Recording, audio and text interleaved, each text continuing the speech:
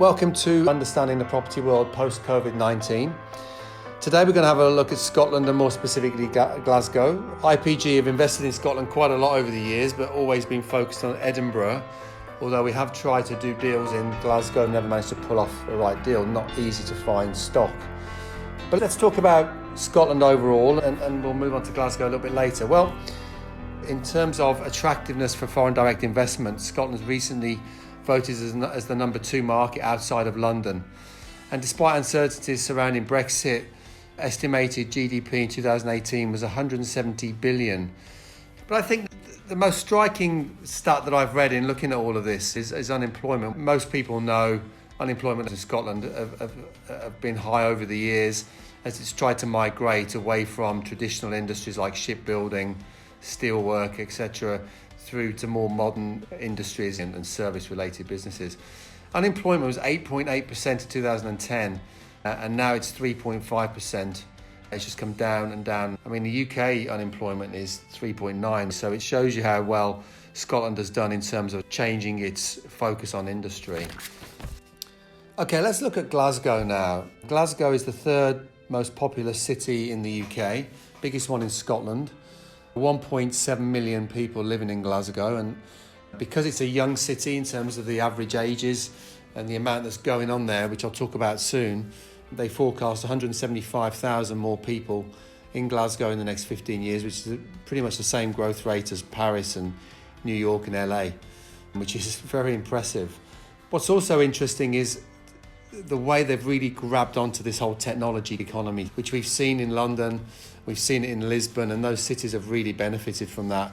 You know, we were buying property in Hoxton and Shoreditch 15 years ago. There's famous now Silicon Roundabout on the City Road, and average property prices have gone up by crazy amounts there because people earn a lot more money in technology.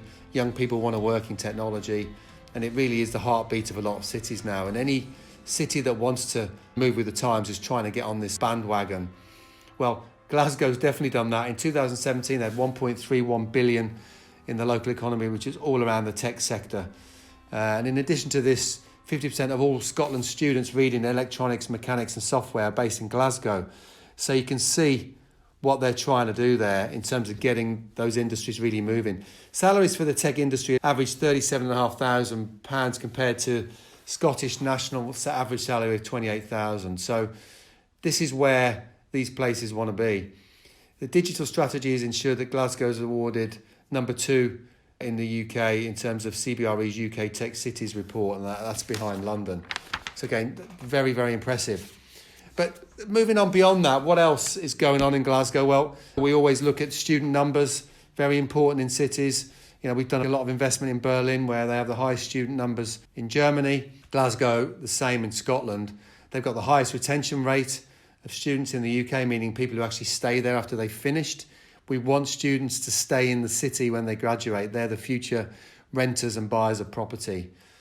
Glasgow is the number 1 in UK's core cities for financial and business service graduates, number 1 for life sciences, number 1 for digital technology. Throughout the four universities in Glasgow, there are over 160,000 students enrolled. Again, lots of young people who will be future spenders of money. So we like Glasgow. It sounds great. You've got the digital economy, you've got student numbers, growing population. What about transport links? Well, we've got HS2 that will be there in 2026. We know it's happening now. We've seen how much investment's gone into Manchester, into Birmingham. And why not now see that similar amount of investment go into Glasgow? We've been very aggressive with Manchester and Birmingham.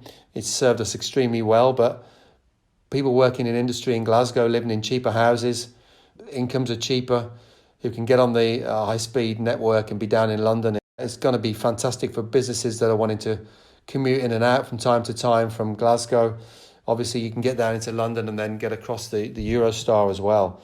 So that's a huge driver of these big core cities that sit along HS2.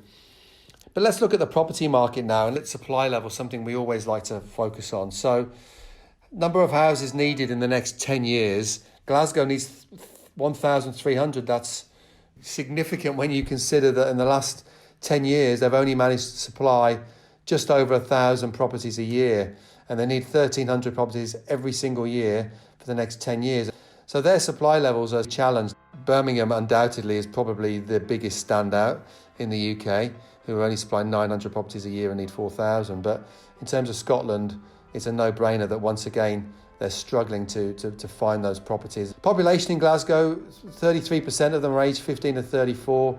They need somewhere to live, and the city isn't producing enough property at the moment. So that all bodes really well in terms of the supply-demand levels and potential price inflation over coming years.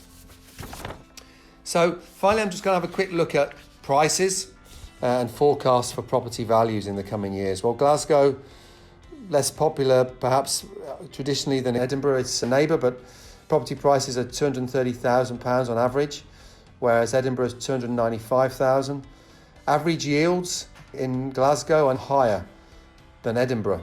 You're looking at a range of 4.7 to 5% net yields, and average monthly rents for a two-bedroom flat of about £860. So it stacks up. It's cheap, the market's strong.